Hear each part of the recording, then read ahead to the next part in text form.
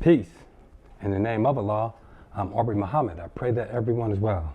Hempstead family, friends, and believers, welcome to my short and brief live session. I just wanted to update everybody on Mom's, let me walk this way, walking through the Woodcrest Oceanside apartments here on the 3rd floor.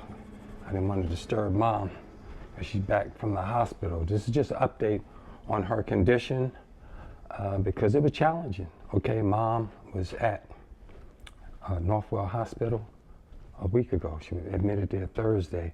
She was on her deathbed. I think it was Friday morning, late Thursday, early Friday. She was on her deathbed, and I was very troubled by, disturbed by the hospital's response. They had a few people. She was in that cold emergency room, a big, huge emergency room. Right.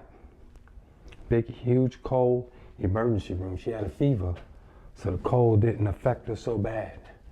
Let me go upstairs. Well, this is a long walk down the hall.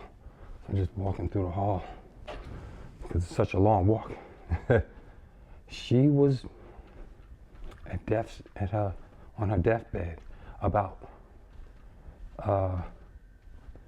I saw the equipment go off. I camped in with her. I learned that over the years. And that's the little subject I'm gonna get on today. That's my little topic today about FBA self-reliance and nationalism.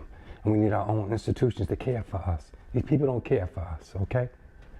She was in the emergency room and her with a pneumonia, severe pneumonia. Her fever had shot up. Her oxygen went low, very low, pneumonia in the lungs, okay? We get there, and all praise is due to Allah. I stayed with her, I camped in with her, all praise is due to Allah. I was singing one of our favorite songs, Intruders, I Always Love My Mama. And she, in that emergency room, all her vitals shot low while I was sitting there. I took screenshots of it and little short videos of it. Her pulse went down to like 80 something. I mean, her blood pressure. And you could see, I could see this was badly affecting her. I could see that this was, it was very bad. And the doctor confirmed it. One of their major doctors confirmed it to me. And they had counted her out, literally. They had just started describing putting her on a ventilator. You know the tube? It's over for that, 84, your senior. And that whole team is preparing for that. I was in that room, it shot down to 77, I think, something like that. And I went out the room and, oh boy, this is gonna be hard for me to tell. Let me see I hope the reception doesn't go down on the staircase. I'll be able to tell. Walking up to the 4th floor, as I walk past that bastard's door that's trolling her, noising, stomping on the floor, slamming stuff overhead, causing her duress to force her to move out by the owner's Blackstone. All right? So, shouldn't have this drink in my hand, but I'm on a 4-day fast. And I need some hydration.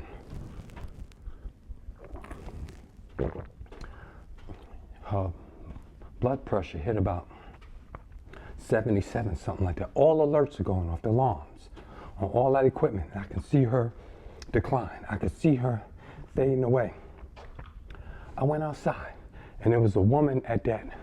When you walk out the emergency room, it's a woman seated at some hay hair colored, Irish sounding cracker woman, little racist, mean little woman.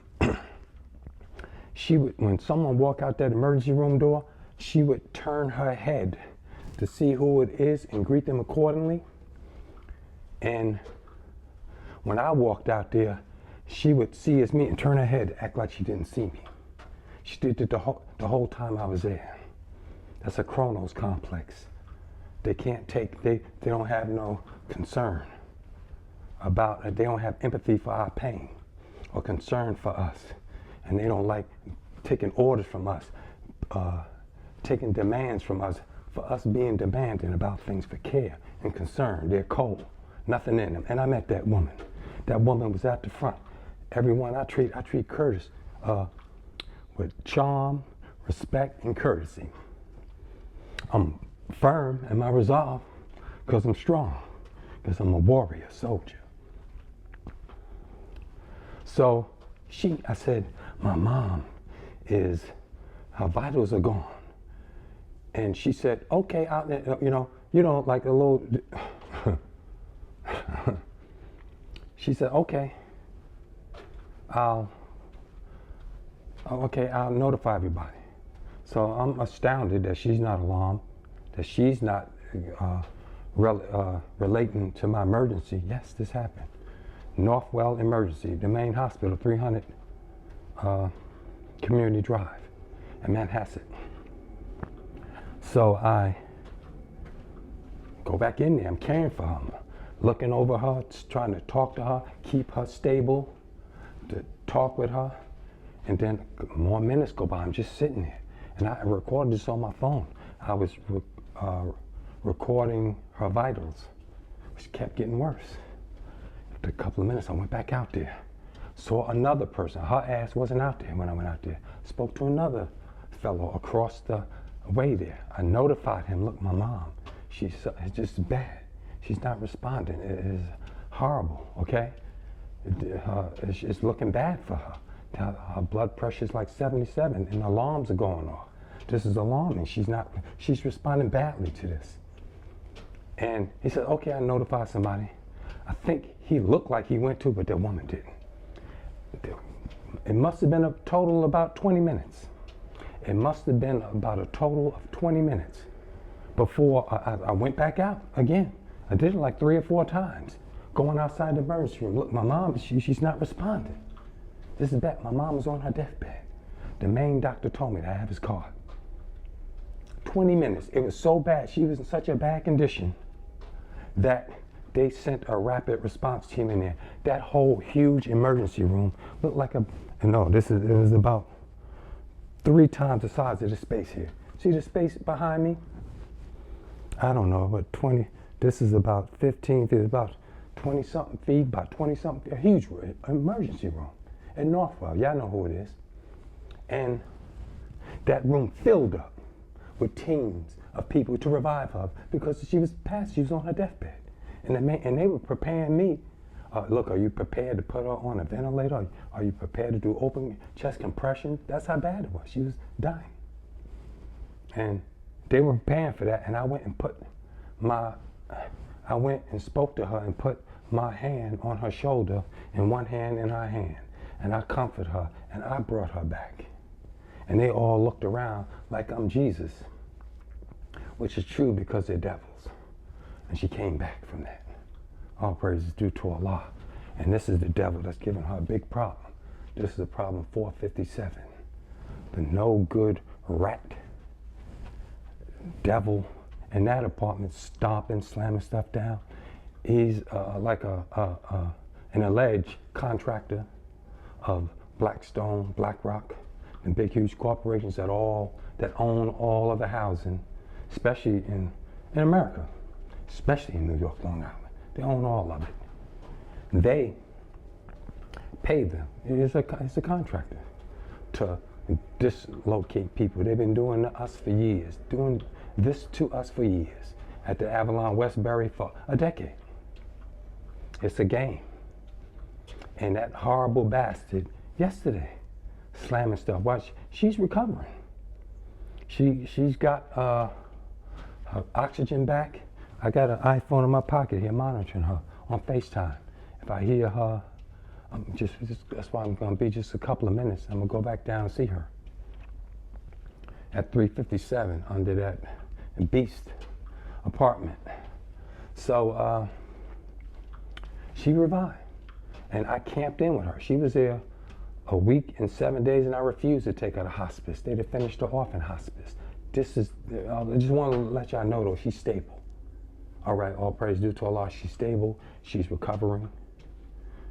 She's at temporary home because they plan on evicting her the 31st in a couple of days. They plan on evicting her. They're evil. Mom is in there blind, feeble health and on her last days suffering. And these devils are just persecuting her, prosecuting her, trolling her, being a nuisance. So every time and we learned the lesson at this apartment, not to knock on the door, not bang on the ceiling. You don't even hear her noise. Her TV is on. I have her on FaceTime on the iPhone in my pocket. Her TV is on. All I can, and I can hear her voice is close to it. I can hear her voice over the phone. And I'm right down the hall. I'll pray due to Allah, So they're evil. The owners of these apartments, they're evil. You know who they are. They're the ones that just flatten Gaza and bomb them back to the Stone Age. And they bombing all of the evil people. They're the Epstein class. These people are dead inside already, and they want us to suffer like them. These some long halls. Goodness gracious, good God, look like The Shining here. When we first moved in here, this building was empty. It's only 3 years old. We've been here 3. Well, almost 3. I guess it's almost 4. This building was empty. I told the manager, put her on this top floor. This is the 4th floor. Yeah, put her on this floor to solve the problem. And it looked like I threw water on the wicked witch of the West. When that manager came in our apartment and I made that request to him, they were like, why does it have to be on the 4th floor? In other words, they were offering her other apartments on the lower floors so they could bring their contractors in above the apartment above her and continue the nuisance and say, look, it's them. They the problem. And that's why they evicted her. They go on the court, it's fixed. God damn it, the lawyers is fixed, the judge is fixed, all of them. That judge told me, that judge caught my eye. He made sure he had contact with me. And when he did, he said, you're gonna get a fair trial. Now just the fact that he had to make a disclaimer like that proves their evil intent, their motives, what they were about. I'm at the end of the hall. This is a long building. This is a long, geez, you'll see how long that, look how long that hallway is. This building always reminds me of The Shining. That's Stephen King, The Shining. And what's the other brilliant writer and director that made Eyes Wide Shut? Stanley Kubrick, master. That's who's ruling us, and people in Eyes Wide Shut. And they're dead inside. So the harm they bring us is we suffering with them, all right? These people are evil, so support Mom. Excuse me. Support Mom. Let's get in a safe, secure place. We're on the 2-bedroom waiting list. And 2 bedrooms in them 2 family houses on Nassau County, they don't sell to black families. They don't rent to black families. They rent to immigrants. The only reason some of them apartments even coming up on the market after all these years is because Trump, a caveman ass, is rounding up with his ICE. He's rounding up the illegals in a game that he's playing with the Democrats. They're all playing us. And that's my message. March 31st, come support Mom in court. We need your presence. They keep doing this because no one's outraged. Everyone just looking as a spectator. Say, oh, that's so bad. Yeah, it's fucking bad that they evicted. If my mom died, she not dying alone. If my mom suffer, like others, you gonna suffer. Allah says, keep your faith. He said, you're suffering. He said, but what you don't see is I got the angels making them suffer too. And they are. Allah does. He answers our prayers. All right? That's for Mom, March 31st. Show your support. I don't know what to do. We can't stop them. We need that courtroom full of people to tell that fucking judge, you stop this shit. This is the 2nd eviction by the same owners. They tricked her. They said, well, if you move out the apartment in Avalon, because you're complaining about the people stomping over there, then one of the managers, Carrie Rodriguez, was helping my mom to relocate to a new apartment. They warned her, don't be helping her. And guess what they did? They fired her. Legislator Sailor Bayan was helping us then. And, and the community started coming out to help. So instead of them evicting us, they said, well, just transfer to apartments and get the eviction. And Mom was elated because she believed that it was just the people above her. Like most people cannot picture Blackstone and BlackRock and this Epstein. Now you can. The Epstein class prove it. How untouchable they are, how influential they are, the measures they take, what they do. I'm gonna walk down this hall again and walk back to the apartment for her.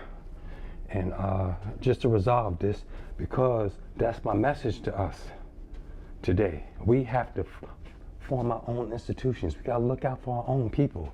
We can never become dependent on them. Once you become dependent on them, you're locked.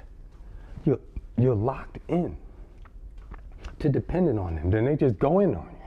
They can stop you from doing anything. They just threaten you with the loss of your job, the cutting off of your subsidies, your benefits. You thinking you got a retirement, a 401k, Social Security, they're taking all that. And then they say, well, if you too vocal or if you stand up for your people, we'll target you. Well, they can't get us all. There's 50 million foundational Black Americans. We are powerful people. You know, we still got a lot of fear in us, some selfishness in us, but we proved it with the Million Man March. We proved with the March for Reparations in DC a couple of years ago that we on code and we ready to look out for each other. I have one group that's spectacularly in an outstanding way is supporting us, freedmennation.org. They overseeing everything. That's our good brother Arthur Watkins out of Tennessee.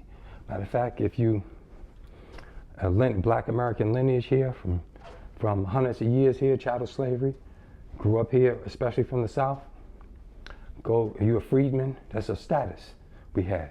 Go to freedmennation.org, get verified, get your genealogy done. I'm going on staircase again. Let me see if the reception gets bad. Ooh, it's hot in the staircase. Okay, but go to freedmennation.org, get verified, get your genealogy done, and you'll find you have a tremendous amount of relatives. In New York, you know, you come from either the Carolinas or like Mississippi. Ironically, Georgia didn't come to New York during the mass displacement that we call the mass migration. That was a lot of us from the Carolinas came here to New York because we lost our land, our farmland. We were robbed of 20 million acres the last 100 years. After emancipation, 1865, we were farmers and industrialists. We were the life and the culture and the industry of America. We built America. These lying ass devils could jump in, oh, immigrants built America. You a goddamn lie. We built America and you owe us reparations. $800,000 each foundational Black American. You owe us. And we got to demand it. We got to force them. Like Iran is forcing Trump to change his plan by shutting down the Hughes, the oil, raising the oil prices. We got to put pressure on them. We ain't got no damn fighting us. We got, oh, when you come in my house, that's when we fighting. My family member, I fight them. But we got to get organized. We got to unite. And please help Mom, all right? Because we gotta get out of their hospitals, their nursing homes. They don't care about us. And that message doesn't get to us till it personally hits us. I've been speaking about this to us for years. That's why when she goes into everywhere she goes, I camp in with her and I stay with her, and they still abuse her. They tried to let her die. I was in there every day. And damn sure I had to come in, check. Well, I'll walk down the rest of the hall. It's 5 o'clock, people start leaving. I don't like nobody around here because they got teams of them agents around here. So, well, I'm back at Mom's. This is Mom's at 357. We've been here like since July 2023. July 2023. And they're forcing us to move. And we don't have a place to move. We don't have a 2-bedroom. We're on a waiting list. The program she in, affordable housing, is Not those waiting lists, she's still on them. And we haven't even unpacked the boxes in the living room. We still in those clear plastic storage bins, and some of my stuff still in storage around the corner. And her bedroom was the only thing unpacked in the kitchen. That's why you see me doing them live casts in the kitchen, cooking, because we unpacked the kitchen and her bedroom. Everything else is in boxes. My big computer desk, all that stuff. The dining room, which you don't need in apartments now. These new apartments come with the big island dining thing. And we got to get our own everything. Foundational Black American nationalism is the key to our success. We got to stick to it. It's our only solution. This is my message. That's all I have to say. All right? Let's do it. We got to form our own credit unions. We got to form our own little micro gardens, our little local farming, little produce. Get all our goods and services towards each other, our own hospitals, to make ourselves healthier, where we ain't got to go into those hospitals. These people despise us. Did you know that white people naturally do not have empathy for black people? That's in them. They did a Columbia study at a Canadian university years ago. We always known it, but they just did it under controlled environment, in a controlled arena, studying it. And damn sure, we've always known it. And I experience it every time. All right, y'all, that's the message today. That's not a Teddy talk, that's a real talk about what we got to do. It's measures we got to take. And we appreciate all your prayers, your support. It worked. If that worked for Mom. Every time I'm going in there now, I'm gonna look at the comments and say, look at Nikki, Sister Nikki, I love you, Nikki. All right, prayers are going up for you guys. That's right. I mean, you was a baby, Nikki. 299 Jackson. Look how tight we was over there at them apartments, looking out for each other. And then all of us, all of a sudden, in 2000, we scattered about.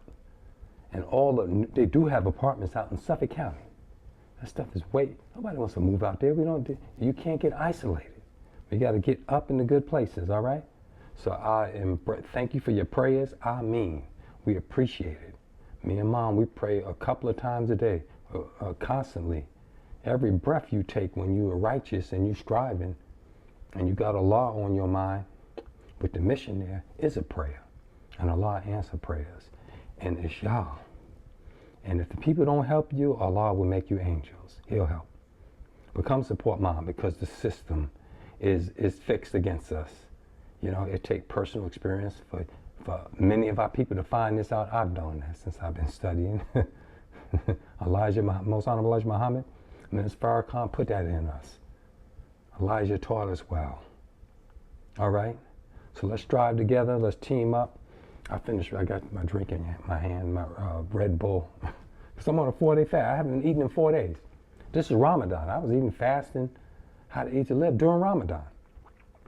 Haven't had food in 4 days. I'm about to go eat something now to break it. That's why I'm drinking. And you're the energy. You're the synergy. Don't you know that? When minds are linked up, praying together, doing things together, you're synced. You're one. That's God. That's the original people. All right? We can do it. Help Mom, pray for her, support her. You know, if we ask you to come to court the 31st, come. All right? Secure her housing, because it's fixed. And these people despise us. And they punish us with every means until we're submissive. They want black people at the bottom to remain here. The white race is dying. Their birth rates are dying. Not the adjacent white people. Anybody call themselves white. And any immigrant come over here and call himself white. That's not the core Alpine, Anglo, Aryan, Nordic, blonde hair, blue-eyed, Caucasian. All right, the other ones are around them as a buffer, and adjacents and proxies and surrogates.